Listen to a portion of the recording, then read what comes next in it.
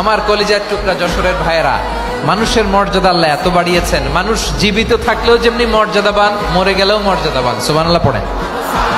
মানুষ মরে গেলে এই ডেড বডিটা কি হয়? পচে যায়, গলে যায়, মাটির সাথে মিশে যায়। তাই বলে আপনি ডেড বডির সাথে যাচ্ছে তাই করতে পারবেন না। পারবেন? কেউ যদি অন্যায় করে তাকে যদি আপনি শাস্তির আওতায় আনেন, যা মনে চায় করতে পারবেন না। তারা আগুন দিয়ে পোড়াতে পারবেন না, নাক কাটতে পারবেন না, কান কাটতে পারবেন না, অঙ্গ বিকৃতি করতে পারবেন না। কারণ মানব জাতির মর্যাদা স্বয়ং দিয়েছে কে? ডেড বডি পচে যাবে, গলে যাবে। তারপরে ইসলাম বলে না, খবরদার, এই মরা লাশটারও একটা মর্যাদা আছে না নাই? এটা গলে যাবে, পচে যাবে, কিন্তু এটার অমর্যাদা করো না। কর্পূর দিয়ে, খেজুর পাতা দিয়ে এটাকে ওয়ার্ম ওয়াটার দিয়ে, গরম পানি দিয়ে ধৌত করো। সাদা শুভ্র ধবধবে কাপড় দিয়ে লাশটাকে তুমি কাভার করো। তারপরে খাটিয়ার মধ্যে লাশটাকে রেখে বিশাল একটা প্রোগ্রাম করো, একটা ফিউনারাল প্রোগ্রাম করো।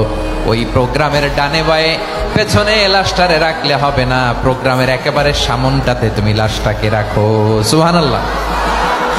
একটা ফিউনারাল প্রোগ্রাম করতে হবে, তাকে শেষ বিদায় জানাতে হবে, যেটাকে আমরা জানাজা বলি। কি বলি? জানাজা মানে মাইয়েতের জন্য দোয়া, তার জন্য দোয়া করা হয়। তাকে একটা সিস্টেমেটিক অর্ডারে কবরে রাখা হয়, সুন্দরভাবে সেটাকে কবরস্থ করা হয়, মাটি দেয়া হয়, পানি দেয়া হয়। তার মানে মরে গেলেও মানুষের সম্মান বাড়ায় দিয়েছে কে? এজন্য আল্লাহ বললেন, ওয়ালাকাদ কাররামনা বানি আদম, বনি আদমের সম্মান মর্যাদা আমি আল্লাহ বাড়িয়ে দিয়েছি।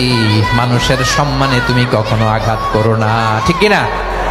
তাহলে ভাই, প্রথম মেসেজ হচ্ছে, the first and foremost message tonight to the people of Jasor.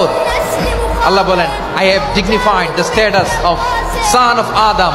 আমি বনি আদম সবার মর্যাদা বাড়িয়ে দিয়েছি। হোক আস্তিক, নাস্তিক, হোক কাফের কিংবা মুশরিক, তার মর্যাদা বাড়াই দিছে কে?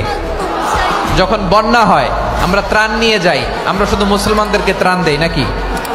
হ্যাঁ, আমরা মুসলমানকেও দেই, অমুসলমানকেও দেই, হিন্দুকেও দেই, বৌদ্ধকেও দেই। যেখানেই মানবতা বিপন্ন, সেখানে ইসলামের হেল্পিং হ্যান্ড আছে না নাই?